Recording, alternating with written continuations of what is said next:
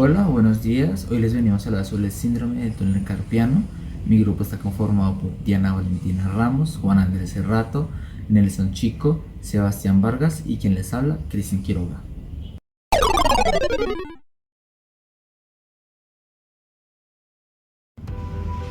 Mi nombre es Cristian Quiroga y ahorita les vengo a hablar qué es el síndrome del túnel carpiano. El síndrome del túnel carpiano es una de las condiciones de la mano más comunes que se observan en la práctica clínica. Muchas personas en la fuerza de trabajo, tanto hombres como mujeres, desarrollan dicha patología, y muchos afirman que su lugar de trabajo ha causado su condición. Los síntomas pueden ser evitables si se siguen buenas prácticas ergonómicas. Además, el control de los factores de riesgo mecánicos en el lugar de trabajo puede ayudar a la rehabilitación del trabajador afectado. Sin embargo, todavía no se ha establecido una relación directa entre el tipo de trabajo realizado y el desarrollo de esta patología, lo que permite concluir que todavía hace falta más investigación y con ello más evidencia que establezca el síndrome del túnel carpiano como una enfermedad profesional. Aunque el síndrome del túnel carpiano puede presentarse en cualquier persona, ocurre con mayor frecuencia en adultos entre los 30 y 60 años de edad o más. Es de 4 a 5 veces más frecuente en mujeres que en los hombres y puede implicar la mano dominante, la mano no dominante o ambas manos. Es una afección en la cual existe una presión excesiva en el nervio mediano. Este es el nervio de la muñeca que permite la sensibilidad y el movimiento a partes de la mano. El síndrome del túnel carpiano puede provocar entumecimiento, hormigueo, debilidad o daño muscular en la mano o dedos, o incluso en ambos.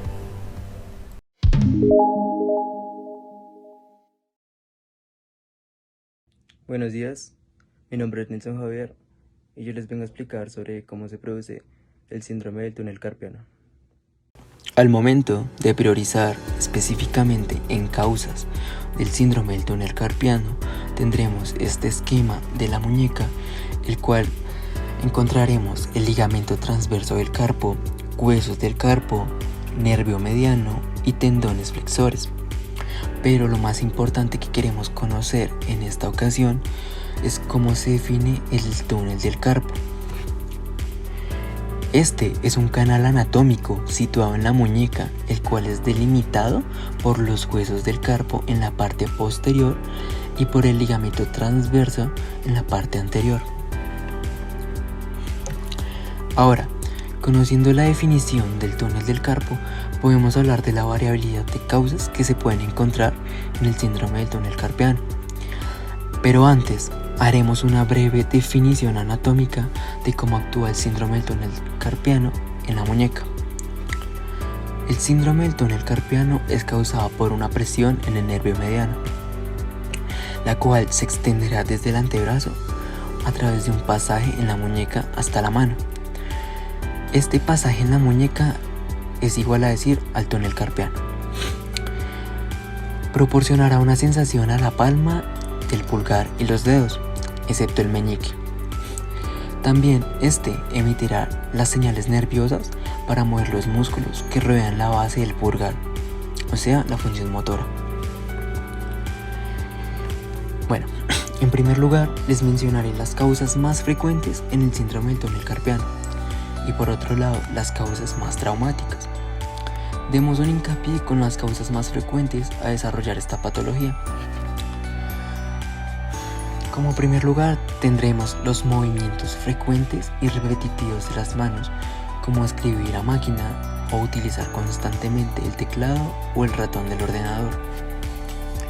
Como segundo lugar, efectuar actividades de carpintería, jardinería, empaquetado, remar, jugar al golf, voleibol o tocar un instrumento como lo puede ser la guitarra o el violín.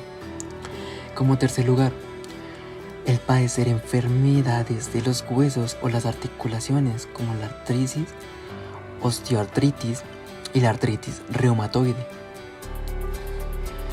Cuarto lugar, tener desequilibrios hormonales, metabólicos o tiroideos con la consecuente acumulación de líquidos en la zona. Quinto lugar, mantener cambios en el nivel del azúcar. como lo puede ser la diabetes tipo 2 afectando la sangre. Caso número 6. El presentar lesiones en la muñeca, como puede ser una torcedura, un esguince, una dislocación, una fractura o una inflamación e hinchazón. Y como último, una retracción del ligamento transverso del carpo. Ahora, procedamos a conocer las causas traumáticas más destacadas. Como primer lugar, las fracturas en las muñecas. Porque estas, cuando una muñeca se fractura, se deforman los huesos pequeños y pueden producir hematomas. Aparte, por la posición de movilización del tratamiento conservador, donde fue la lesión. 2. Enfermedades inflamatorias. Estas actúan mucho más frecuente en los tendones flexores de los dedos, como una artritis reumatoide, o actuando en los gangliones en la muñeca, ya que pueden producir una comprensión del nervio mediano a su paso por el túnel carpiano, como lo podemos observar en la imagen. 3. Causas degenerativas, como lo puede ser una artrosis en los huesos, ya que estas pueden reducir el espacio del túnel carpiano y provocar dolor y molestias en la mano por la comprensión del nervio mediano. 4. Tumores intrínsecos o extrínsecos del túnel del carpo, ya que estos pueden desencadenar la aparición de la clínica comprensiva del nervio mediano en el canal carpiano. En resumidas cuentas, cualquier cosa que apriete o irrite el nervio mediano en el espacio del túnel carpiano puede provocar el síndrome del túnel carpiano. Ya como antes vistas, una fractura de muñeca puede estrechar el túnel carpiano e irritar el nervio, al igual que la hinchazón e inflamación causada por la artritis reumatoide. Muchas veces no hay una sola causa para el síndrome del túnel carpiano. Pueden haber una combinación de factores de riesgo que contribuye al desarrollo de esta afección.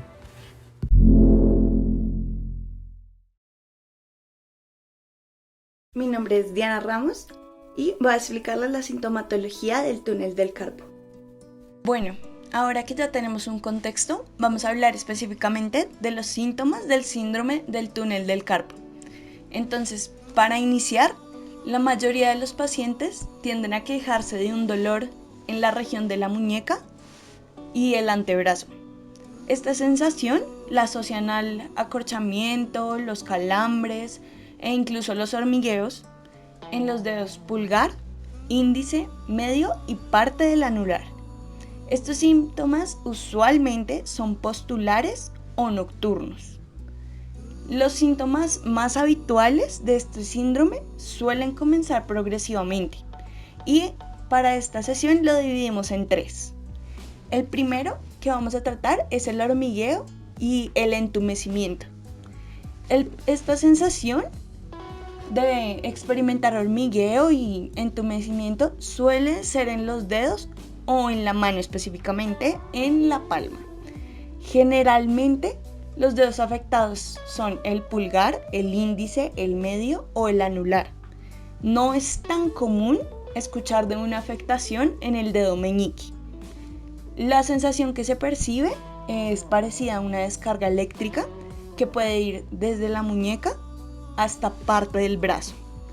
Los síntomas de esta sensación suelen presentarse mientras se sostienen cosas como por ejemplo el volante, el teléfono, el control, el periódico, e incluso suelen suceder en las noches mientras el paciente descansa, ya que inmediatamente sienten esa picazón del hormigueo, tienden a despertar inmediatamente. Muchas personas, para tratar de aliviar esta sensación, tienden a sacudir las manos para aliviar el síntoma, pero esta sensación de entumecimiento suele volverse constante. El segundo síntoma que vamos a tratar es la debilidad. Esta se tiende a experimentar como una torpeza en la mano, entonces esta provoca que la persona deje caer objetos que trata de sostener, y esto se debe o al entumecimiento o en general por una debilidad del músculo del dedo pulgar, ya que mientras realizan el movimiento de pinza es que presentamos este síntoma, los cuales se controlan por el nervio mediano. Y finalmente vamos a hablar del dolor, que es nuestro tercer síntoma. Entonces las áreas de dolor tienden a ser las manos, la muñeca o el antebrazo. Este dolor frecuentemente es referido como una descarga eléctrica que inicia en la muñeca y se extiende por los dedos. Sin embargo, muchas veces aparece como una consecuencia de una postura forzada de la muñeca, o este dolor puede llegar hasta el codo. Con posterioridad, si estos síntomas no se tratan, puede llegar a aparecer una debilidad o una atrofia como tal en los músculos de la mano, por lo que se comienza a experimentar una torpeza al manipular los objetos cotidianos, por lo que es necesario un diagnóstico médico y que se evalúe la posibilidad de tratamiento lo más pronto posible.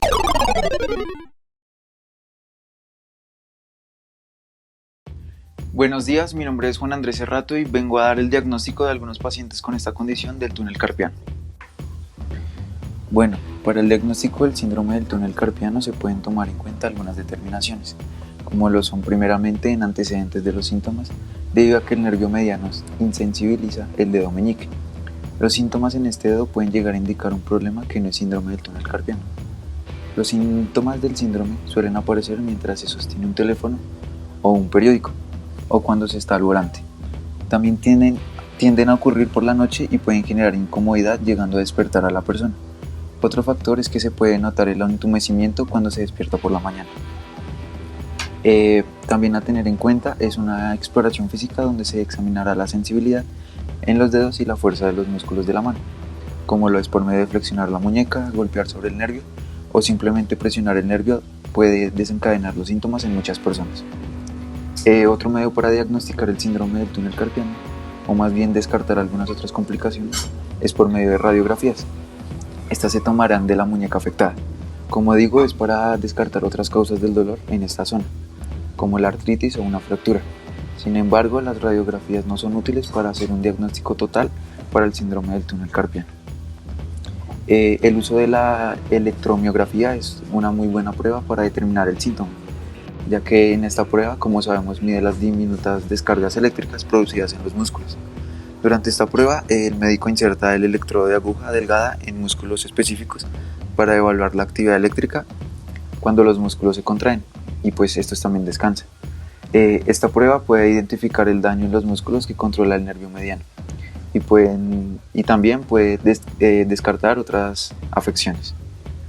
En esta misma podemos priorizar el estudio de conducción nerviosa, la cual es una variación de la electromiografía. Dos electrodos se pegan con cinta a la piel, donde se transmite una pequeña descarga a través del nervio mediano para comprobar si los impulsos eléctricos son más lentos en el túnel carpiano. Esta prueba puede utilizarse para diagnosticar la afección y descartar otras. Si los síntomas se presentan por encima de la muñeca, pueden deberse a otra patología. Las siguientes pruebas se utilizan también para dar el diagnóstico en diferentes casos. Y entre esos tenemos dos, las cuales son la prueba de Fallen, que consiste en que si al empujar ambos dorsos de las manos entre sí durante 1 minuto se producen los síntomas del túnel carpiano, pues obviamente la prueba es positiva. Y la otra prueba es la de prueba de Tiner, que esta consiste que si al golpear la base de la muñeca en el túnel del carpo e irritarse el nervio mediano se produce el dolor o los síntomas neurológicos. La prueba es positiva. Por consecuente, en cuanto a factores de riesgo también es esencial. Se ha asociado una cantidad de factores con el síndrome del túnel carpiano. Aunque no causen directamente el síndrome, pueden aumentar el riesgo de irritación o daño al nervio mediano.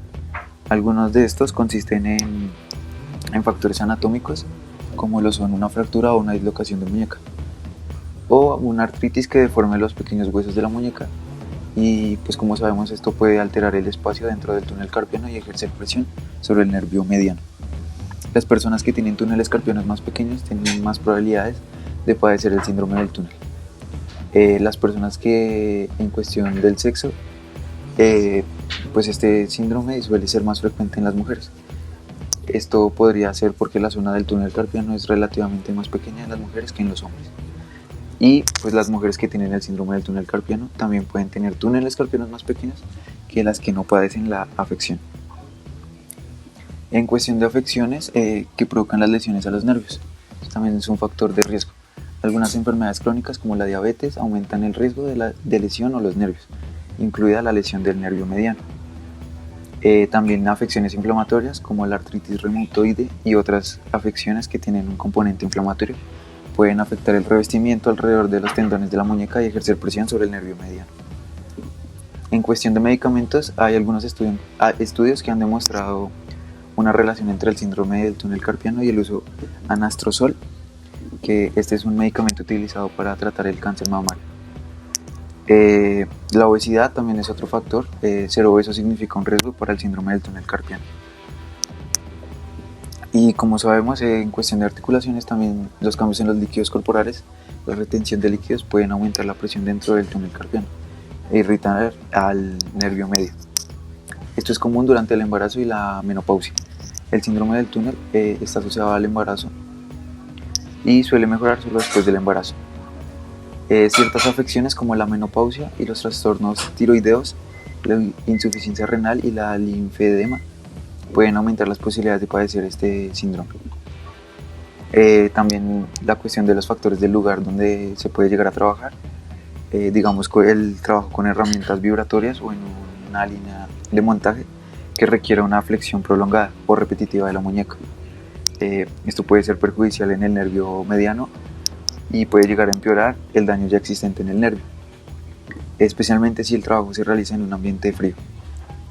Sin embargo, pues algunas pruebas científicas son contradictorias, ya que si estos factores no se han establecido como causas directas del síndrome del túnel carpiano, pues no se pueden tener en cuenta como alguna de las otras, como los diagnósticos.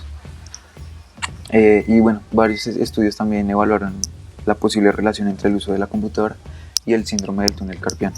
Algunas pruebas sugieren que el problema puede ser el uso del mouse y no el uso del teclado. Sin embargo, no se han hallado suficientes pruebas de calidad y consistencia para respaldar el uso extendido de la computadora como un factor de riesgo del síndrome, aunque este pueda causar una forma diferente de dolor en la mano.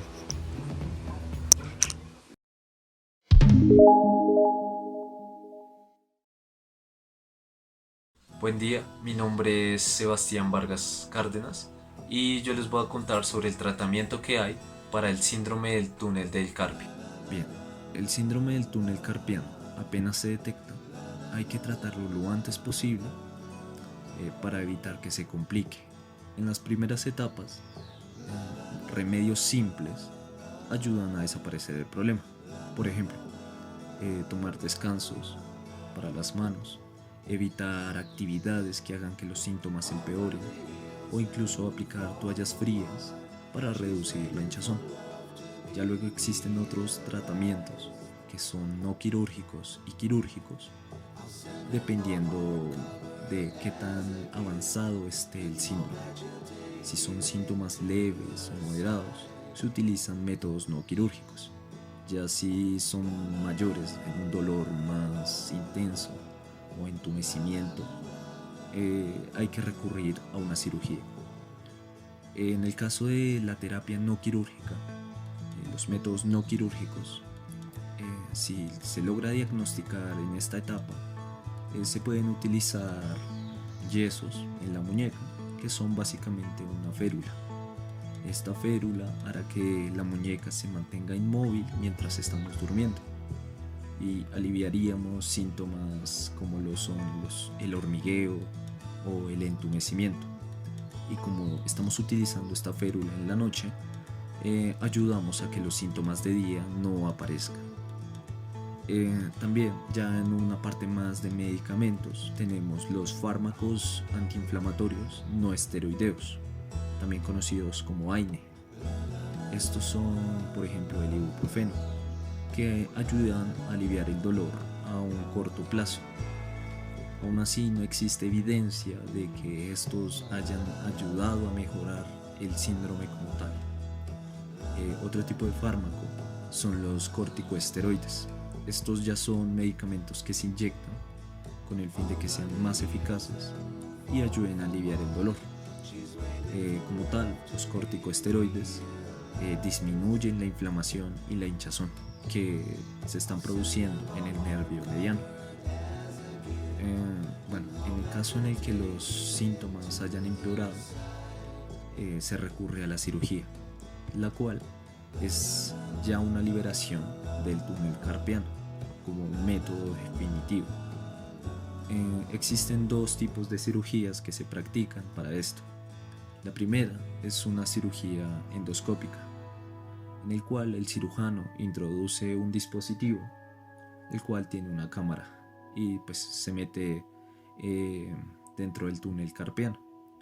El cirujano irá cortando algunas incisiones, bueno, irá haciendo unas incisiones para ir cortando el ligamento que está afectado.